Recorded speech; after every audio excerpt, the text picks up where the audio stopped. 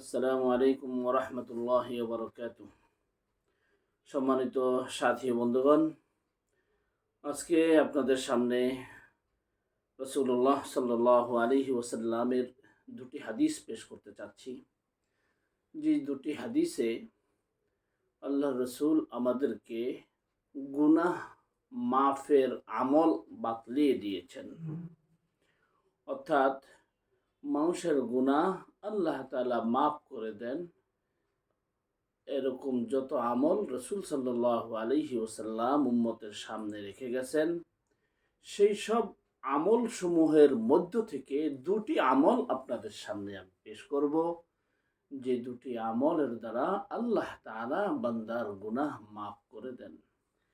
এবং এমন দুটি আমল পেশ করব যে দুটি আমলের দ্বারা শুধুমাত্র সগীরা গুনাহ মাফ হবে এমনটি নয়, বরং কবিরা গুনাহ সহ আল্লাহ তাআলা মাফ করে দিবেন।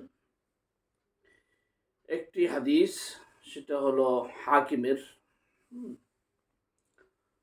হযরত জাবির রাদিয়াল্লাহু তাআলা আনহু থেকে বর্ণিত। عن جابر بن عبد الله رضي الله تعالى عنه قال: جاء رجل فقال: وذنوبا وذنوبا. فقال النبي صلى الله عليه وسلم: قل اللهم مغفرتك أوسع من ذنوبي ورحمتك أرجى عندي من عملي. فقالها ثم قال النبي صلى الله عليه وسلم: عد. فعاد ثم قال: عد. فعاد. فقال النبي صلى الله عليه وسلم: قم فقد غفر الله لك. হযরত জাবির ইবনে আব্দুল্লাহ রাদিয়াল্লাহু তাআলা আনহু বলেন, একজন ব্যক্তি রাসূলুল্লাহ সাল্লাল্লাহু আলাইহি ওয়াসাল্লামের কাছে এসে বলতেছিলেন, ওয়া যুনুবা ওয়া যুনুবা, ইয়া রাসূলুল্লাহ, আমার গুনাহ, অর্থাৎ আমি গুনাহ করে ফেলেছি, আমি বড় অপরাধ করে ফেলেছি, বড় গুনাহ করে ফেলেছি ইয়া রাসূলুল্লাহ, এখন আমার কি হবে আপনি বলে দিন, জানায় দিন ইয়া রাসূলুল্লাহ, আমি গুনাহ করে ফেলেছি। আল্লাহর রাসূল তাকে একটি আমল, একটি দোয়া, একটি বাক্য শেখাইয়া দিলেন। তুমি এই দোয়াটি, এই বাক্যটি, এই তাসবিহটি তুমি আদায় করো। আল্লাহুম্মা মাগফিরাতুকা আওসাউ মিন যুনুবি ওয়া রাহমাতুকা আরজা ইনদি মিন আমালি। তুমি এই বাক্যটি পড়ো, হে আল্লাহ, মাগফিরাতুকা আওসাউ মিন যুনুবি, আমার গুনাহ থেকে তোমার মাগফিরাত অনেক অনেক বড় প্রশস্ত। আমি আর কত গুনাহ করব, আমি আর কি গুনাহ করেছি, আমার গুনাহের তুলনায় তোমার মাগফিরাত, তোমার পক্ষ থেকে ক্ষমা বিশাল বিশাল প্রশস্ত। ওয়া রাহমাতুকা আরজা ইনদি মিন আমালি, আর তোমার যে রহমত, তুমি যে রহমত আমাদের জন্য রেখেছ, আল্লাহ তাআলা তো আল্লাহর আরশের তখতার উপরে লিখে রেখেছেন, ইন্না রাহমাতি সাবাকাত আলা গাদাবি, আমার রহমত, আমার গজব, আমার রাগ, আমার আযাবের উপর বিজয় লাভ করেছে।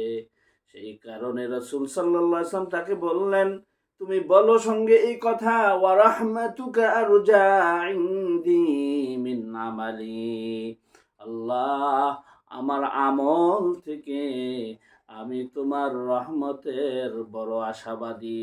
আমি কি আর আমল করছি, কি আর আমল করব, আমার এইসব আমল কিছু যায় আসে না। তোমার যে বিশাল রহমতের ভান্ডার, ওই রহমতের ভান্ডারের প্রতি আমি আশাবাদী। আল্লাহুম্মা মাগফিরাতুকা আওসাউ মিন যুনুবি ورحمتك أرجى عندي من عملي। আল্লাহ রসুল এই দোয়াটা তাকে শেখায়া দিলেন। ওই সাহাবী যখন এই দোয়াটি করলেন, ফাকালাহা, তিনি তা বললেন। সুম্মা ক্বালা নবিয়্যু উদ, এরপর আল্লাহর রাসূল আবার তাকে বললেন, উদ, তুমি আবার দোহরাও, আবার পড়ো, পুনরায় পাঠ করো। ফাআদা, অতঃপর ওই সাহাবী আবারও বললেন, আল্লাহুম্মা মাগফিরাতুকা আওসাউ মিন যুনুবি ওয়া রাহমাতুকা আরজা ইনদি মিন আমালি। এরপর আবার আল্লাহর রাসূল বললেন, সুম্মা ক্বালা নবিয়্যু উদ ফাআদা, তৃতীয়বার আল্লাহর রাসূল আবারও বললেন, আবার তুমি পড়ো। এবারও আবার তিনি পড়লেন, আল্লাহুম্মা মাগফিরাতুকা আওসাউ মিন যুনুবি ওয়া রাহমাতুকা আরজা ইনদি মিন আমালি। তিনবার পড়ার পর এবার আল্লাহর রাসূল ওই সাহাবীকে বললেন, কুম, উঠো উঠো, ফাকাদ গফারাল্লাহু লাক, আল্লাহ তাআলা তোমাকে মাফ করে দিয়েছেন, আল্লাহ তাআলা তোমাকে মাফ করে দিয়েছেন, এবার তুমি যাও। সাহাবী রাসূলুল্লাহ সাল্লাল্লাহু আলাইহি ওয়াসাল্লামের কাছে এসে নিজের গুনাহের কথা প্রকাশ করলেন। আর এটা সগীরা গুনাহ হওয়ার কথা নয়, অর্থাৎ একটি বড় অপরাধ করে ফেলেছেন, একটি বড় অপরাধ করে ফেলেছেন। সেই অপরাধ বড় না হলে তিনি এইভাবে রসূলের কাছে এসে অস্থিরতা প্রকাশ করতেন না। কারণ সগীরা গুনাহ মাফ হওয়ার সার্বক্ষণিক যেসব আমল রয়েছে, সেই সব সার্বক্ষণিক আমলের মধ্যে সাহাবায়ে কেরাম থাকেন। একটি বিশেষ এবং বড় ধরনের গুনাহ হয়ে যাওয়াতে তিনি অস্থির হয়ে গেছেন এবং এতটা ভয় ভীতি তার মধ্যে কাজ করতেছে, যার কারণে দৌড়িয়ে রসূলের দরবারে এসে গেছেন। ইয়া রাসূলুল্লাহ, আমি ধ্বংস হয়ে গেলাম, আমি গুনাহ করে ফেলেছি, আমার কি হবে অবস্থা? তখন রসূল সাল্লাল্লাহু আলাইহি ওয়াসাল্লাম তাকে আমলটা শিখিয়ে দিলেন। তিনবার এই দোয়া যখন তিনি পড়লেন, আল্লাহ রসূল বললেন, আল্লাহ তাআলা তোমাকে মাফ করে দিয়েছেন। সুতরাং সুতরাং এখানে দুটা জিনিস, একটা হলো যে এই আমল শুধুমাত্র ওই সাহাবীর জন্যই নির্দিষ্ট নয়, বরং কিয়ামত পর্যন্ত রাসূলের যে কোনো উম্মত গুনাহ করার পর মন দিল প্রাণ থেকে যখন সে অনুতপ্ত হয়ে এইভাবে আল্লাহ তাআলার কাছে এই দোয়া করবে, আর ওই সাহাবীর রাসূল সাল্লাল্লাহু আলাইহি সাল্লাম যে আমল যে সাহাবীকে এই আমল দিয়েছেন, সাহাবীর ওই আমলের কথা মাথায় রেখে এভাবে মন প্রাণ থেকে অনুতপ্তের সঙ্গে যদি আল্লাহ তাআলার কাছে এইভাবে দোয়া করে, আল্লাহুম্মা মাগফিরাতুকা আওসাউ মিন যুনুবি ওয়া রাহমাতুকা আরজা ইনদি মিন আমালি, আল্লাহ তাআলা ওই বান্দাকেও আল্লাহ তাআলা মাফ করে দিবেন। আর দ্বিতীয় বিষয় যেটা, সেটা হলো কোনো ইমামের নিকট, ধর্মীয় নেতার নিকট, মুসলমানদের যিনি প্রতিনিধিত্ব করবেন তার নিকট বর্তমান সময়ে যারা কোরআন ও সুন্নাহর ধারক বাহক আলেম ওলামা পীর বুজুর্গ, ওনাদের নিকট যদি কোনো ভক্ত, কোনো সাধারণ মুসলমান এসে এইভাবে নির্দিষ্ট করে নাই, এমনিতেই বলতেছে যে হুজুর, ইমাম সাহেব, আমি একটা বড় গুনাহ করে ফেলেছি, ইমাম সাহেবের আর উচিত হবে না তাকে পুনরায় জিজ্ঞেস করে জানা যে ভাই, আপনার গুনাহটা কি, কি গুনাহ করেছেন বলেন তো। এভাবে তার গুনাহটি বর্ণনা করা, তার কাছ থেকে জানা, এটা অনুচিত। এই হাদিস থেকে আমরা বুঝতে পারলাম। এর সাপোর্টে, সপক্ষে বুখারী শরীফের 1008, 1007 এবং 9 নম্বর পৃষ্ঠায় আরেকটি হাদিস, যে 1007 নম্বর পৃষ্ঠায় বুখারী শরীফের দ্বিতীয় খণ্ডের, যার শিরোনাম এমন, বাবুন ইযা আকাররা বিল হাদ্দি ওয়া লাম ইউবাইয়িন হালিল ইমামু আন ইয়াসতুরা আলাইহি। ইমাম বুখারী রাহমাতুল্লাহ আলাইহি একটি শিরোনাম এখানে দাঁড় করেছেন যে ইযা আকাররা বিল হাদ্দি, যখন কোনো বান্দা কোনো হদ অর্থাৎ কোরআন এবং সুন্নাহ যেসব অপরাধের শাস্তি নির্ধারিত করেছে, সেই সব নির্দিষ্ট অপরাধের নির্ধারিত শাস্তির যোগ্য কোনো অপরাধ গুনাহ যখন কোনো বান্দা স্বীকার করবে জবান দিয়ে, ওয়ালাম ইউবাইয়িন, কিন্তু তিনি সেই গুনাহটা বর্ণনা করে নাই, শুধু স্বীকার করেছে যে আমি শাস্তিযোগ্য একটি গুনাহ করেছি, অপরাধ করেছি হুজুর, তখন সে কোনো বয়ান করে নাই, গুনাহের বিশ্লেষণ তুলে ধরে নাই। হাল্লিল ইমাম, তখন কি ইমামের জন্য এটা প্রযোজ্য হবে আইয়াস্তুর আলাই, যে ইমাম তার গুনাহটাকে গোপন রাখবে? ইমামের উপর দায়িত্ব কি এটা হবে যে তার গুনাহটা গোপন রাখা, তাকে আবার জিজ্ঞাসা করা যে ভাই তুমি কি গুনাহ করেছো, অথবা অন্য কোনো মানুষের কাছে তার গুনাহটা প্রকাশ করা? এই দুটার একটিও উপযুক্ত নয়, প্রযোজ্য নয়, উচিত নয় যে তাকে জিজ্ঞাসা করা তুমি কি গুনাহ করেছো, কি অপরাধ করেছো, এটা জিজ্ঞাসা না করা। আরেকটি হলো তার এই গুনাহের কথা অপর মানুষের কাছে ইমাম কর্তৃক, আলেম কর্তৃক বা ওই পীর বুজুর্গ যার কাছে এসেছেন তিনি, তার এই বিধি নিয়ে, এই গুনাহের বিধি নিয়ে ইমামের উচিত নয়, ওই ধর্মীয় প্রতিনিধির, কোরআনের ধারক বাহকের উচিত নয় অন্য মানুষের কাছে তার গুনাহটা প্রকাশ করা, বরং ইমামের উচিত হলো তার ওই গুনাহকে গোপন রেখে দেওয়া।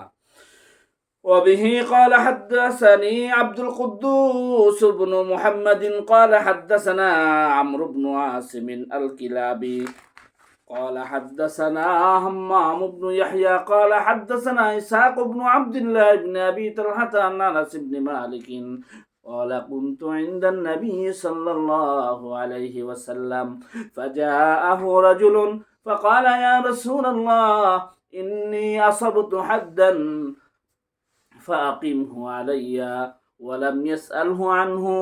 قال وحضرت الصلاة فصلى مع النبي صلى الله عليه وسلم فقال فلما قضى النبي صلى الله عليه وسلم الصلاة قام إليه الرجل فقال يا رسول الله إني أصبت حدا فأقم في كتاب الله. قال أليس قد صليت معنا؟ قال نعم. قال فإن الله قد غفر لك ذنبك، أو قال قد غفر لك حدك، أو قال حدك. ইমাম বুখারী রহমতুল্লাহ আলাই একটি তরজমাতুল বাব, একটি বাব কায়েম করেছেন এই শিরোনামে, যে কোনো ব্যক্তি যখন শাস্তিযোগ্য কোনো অপরাধের কথা স্বীকার করবে, ওয়ালাম ইউবাইয়িন, এবং শেষ অপরাধটি বয়ান করে নাই, হাল্লিল ইমাম আইয়াস্তুর আলাই, ইমাম কি তার ওই অপরাধটি গোপন রাখবে? এই বিষয়ে ইমাম বুখারী রহমতুল্লাহ একটি হাদিস নিয়ে এসেছেন, যে হাদিসটি হযরত আনাস ইবনে মালিক রাদিয়াল্লাহু তাআলা আনহু থেকে বর্ণিত। তিনি বলেন, হযরত আনাস ইবনে মালিক বলেন, قال كنت عند النبي صلى الله عليه وسلم, হযরত আনাস ইবনে মালিক বলেন আমি রাসূলুল্লাহ সাল্লাল্লাহু আলাইহি ওয়াসাল্লামের নিকট বসা ছিলাম। ফাজাআহু রাজুলুন, এমন সময় একজন ব্যক্তি আসছেন। ওই ব্যক্তিকে হাদিসে যদিও নাম নেই, কিন্তু ভিতরে মাঝখানে লেখা, বাইনা সাতার, দুই লাইনের মাঝখানে লেখা আছে ওয়া আবুল ইয়াসার ইবনে আমর ওয়া ইসমুহু কাব, অর্থাৎ কাব ইবনে ওমর, কাব ইবনে আমর ওই ব্যক্তির নাম। ফাজাআহু রাজুলুন, হযরত আনাস ইবনে মালিক বলেন একজন ব্যক্তি রাসূলের কাছে আসছেন, এসে বলতেছিলেন ইয়া রাসূলুল্লাহ ইন্নী আসাবতু হাদ্দা, ইয়া রাসূলুল্লাহ আমি একটি শাস্তিযোগ্য অপরাধ করে ফেলেছি। ফাকিমহু আলাইয়া, সুতরাং আমার উপর আপনি সেই হদ কায়েম করুন, হদ ব্যবহার করুন, প্রয়োগ করুন, সেই শাস্তিটি আমার উপর আপনি প্রয়োগ করুন। ফাকিমহু আলাইয়া, ওই শাস্তিটি আমার উপর আপনি প্রয়োগ করুন। ওয়ালাম ইয়াসআলহু আনহু, আল্লাহর রাসূল তাকে জিজ্ঞাসা করেন নাই, ওরে আমার সাহাবী ও আমার সাথী, তুমি কি অপরাধ করেছো, কি গুনাহ করেছো, কি ধরনের গুনাহ করেছো? এখানে হাদিসে এই কথাই আসছে, ওয়ালাম ইয়াসআলহু আনহু। রাসূল সাল্লাল্লাহু আলাইহি ওয়াসাল্লাম তাকে কোনো প্রশ্ন করে নাই। সে বলতেছে, ইয়া রাসূলুল্লাহ, আমি বড় অপরাধ করে ফেলেছি, শাস্তিযোগ্য অপরাধ করে ফেলেছি, আপনি আমার উপর শাস্তি প্রয়োগ করুন, সেই দ্বন্দ্ব আপনি আমার উপর কায়েম করুন, প্রতিষ্ঠিত করুন। রাসূল সাল্লাল্লাহু আলাইহি ওয়াসাল্লাম তাকে জিজ্ঞাসা করতেছিলেন না যে তুমি কি অপরাধ করেছো বলো, এই ধরনের কিছু জিজ্ঞাসা করে না, তিনি বলতেছিলেন আর রাসূল সাল্লাল্লাহু আলাইহি ওয়াসাল্লাম শুধু শুনতেছিলেন। ক্বালা ওয়া হাদারাতিস সালাত, এমত অবস্থায় জামাতের সময় হয়ে গেছে, নামাজের সময় হয়ে গেছে। ফাসাল্লা মা'আন নবী সাল্লাল্লাহু আলাইহি ওয়াসাল্লাম, ওই ব্যক্তি রাসূলের ইমামতিতে রাসূলের পিছনে জামাতের সঙ্গে নামাজ আদায় করেছেন। হযরত আনাস ইবনে মালিক বলেন যে ওই ব্যক্তি রাসূলের পিছনে রাসূলের ইমামতিতে নামাজ আদায় করেছেন, যেহেতু তিনি এমন সময় আসছেন যে সময় নামাজের সময় হয়ে গেছে। সম্ভবত ঘটনাটি মসজিদে নববীর এই ঘটনা ঘটেছে। ফালাম্মা কাদান নবী সাল্লাল্লাহু আলাইহি ওয়াসাল্লাম আস-সালাতা, আল্লাহর রাসূল যখন নামাজ শেষ করলেন, জামাত শেষ হয়ে গেল, ক্বামা ইলাইহির রাজুলু, আবার ওই ব্যক্তি দাঁড়ায়া গেলেন রাসূলের দিকে আবার আসলেন, রাসূলের কাছে ফেরত এসে বলতেছিলেন, ফাকালা ইয়া রাসূলুল্লাহ ইন্নী আসাবতু হাদ্দান ফাকিম ফিয়া কিতাবাল্লাহ। হে আল্লাহর রাসূল, আপনি কি ভুলে গেছেননি, আমি তো নামাজের আগেই আপনাকে বলেছি, আবারও বলছি, আমি একটি শাস্তিযোগ্য অপরাধ, শাস্তিযোগ্য গুনাহ করে ফেলেছি।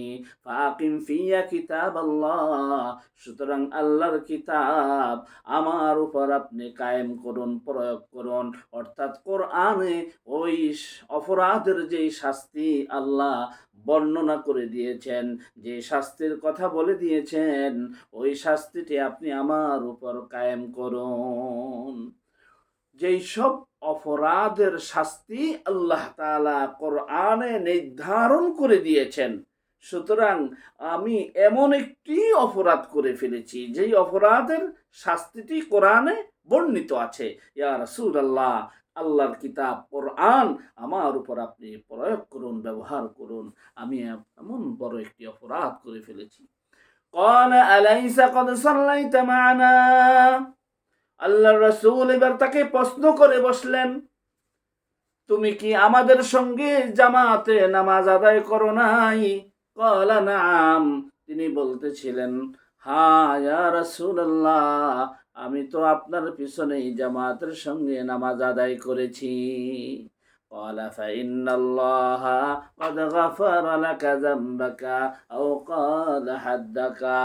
এরপর আল্লাহর রাসূল বললেন, ওরে আমার সাহাবী শুনো, ও আল্লাহর বান্দা, ও আমার উম্মত শুনো, যদি তুমি আমার পিছনে আমাদের সঙ্গে জামাতে নামাজ আদায় করেই থাকো, তবে শুনে রাখো, আল্লাহ তাআলা তোমার যেই অপরাধ হয়েছে, তুমি যেই শাস্তিযোগ্য অপরাধ করেছো, তোমার হক, তোমার শাস্তি, তোমার গুনাহ, তোমার অপরাধ আল্লাহ মাফ করে দিয়েছেন।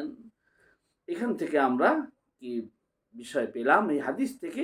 এক হলো, ইমাম সাহেবের নিকট কেউ যদি এসে কোনো গুনাহের কথা বলে, ইমাম সাহেব তার কাছ থেকে বিশ্লেষণ জানতে চাইবেন না, এবং ইমাম সাহেব অপরের কাছে এটা প্রকাশ করবেন না।